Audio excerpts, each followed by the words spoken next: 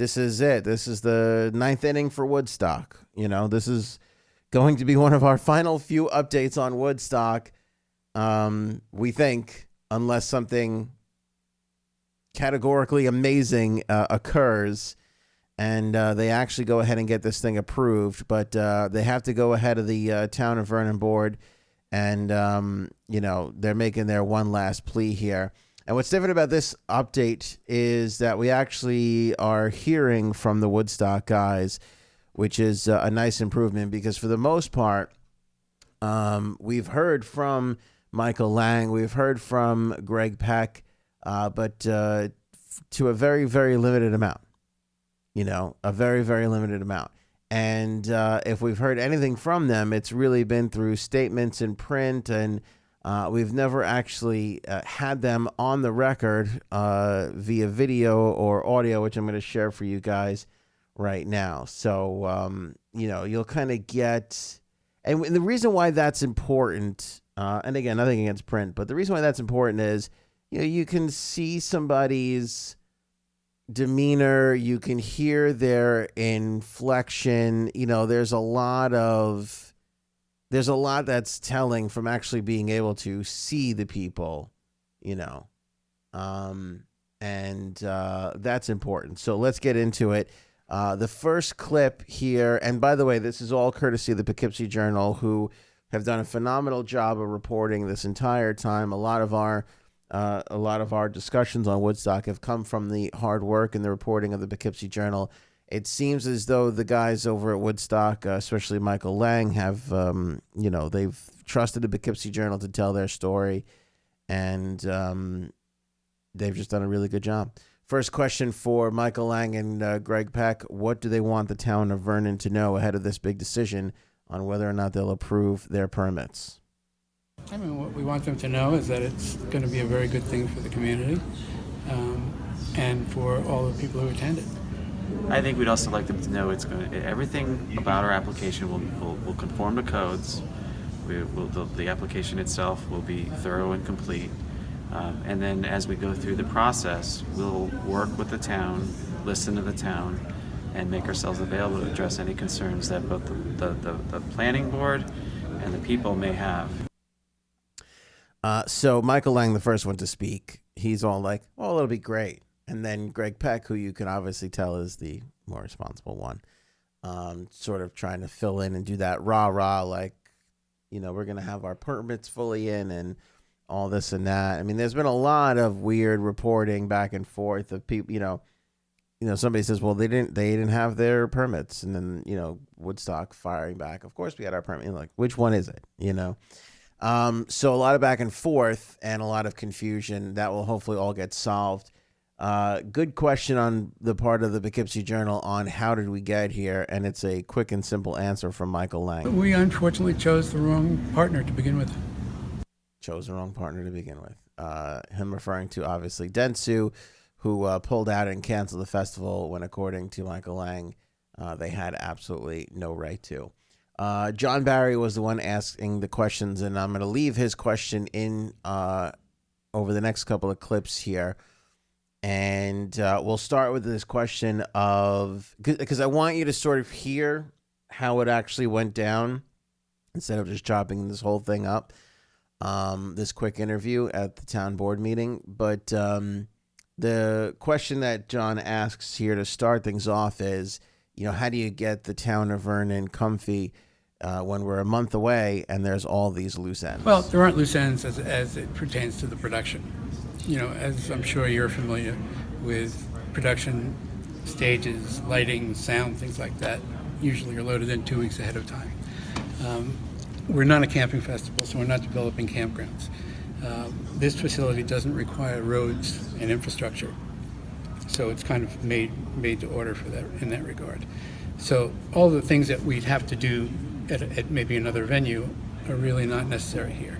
So it's pretty much user-friendly and ready to go. We have a great production partner now, Virgin, and they're competent, they're careful, they're quality, and we have a lot of confidence in them. All right, so talking about the Virgin, the new promoter, production partner, and the fact that there's a lot of, there's essentially a whole entire festival grounds built into this place because they have roads and they have infrastructure. Kind of doesn't answer some of the important questions like, well, if 65,000 people have to use the bathroom, where do they go? When 65,000 people are done after a day of drinking and whatever else, extracurricular activities, where are they going to go? And how are you going to safely transport that many people in and out? These things don't seem to be a concern to Michael Lang, which is scary to me. And also, the Poughkeepsie Journal, first grade of a job as they did not push this issue, which to me is the major question remaining. Like, how are you going to move 65,000 people around? These grounds apparently are used to, they'll comfortably and safely carry 8 to 12,000 people. You're bringing 65,000 in. We continue. You'll hear John's question for the guys next. This is the first time the guys at Woodstock acknowledge that they're going to have to cancel this thing. And as you can hear the awkward exchange between Michael and Greg, it is exactly that. It's a smidge awkward. It's a little disorganized. They don't have their act together when it comes to just simply answering this question. What happens tomorrow night? If you don't get the decision you want, is that the end of the road? If we don't get the decision we want, it's something that we will then have to consider. We're focused on what's going to happen when we do get the decision we want. He's like, oh, if we don't get the, we'll have to consider. And then Greg kind of chimes right in like, well, we're focused on getting the answer that we do want. Sort of that modern day PR of always be positive and always try and push it forward. We do get the decision we want.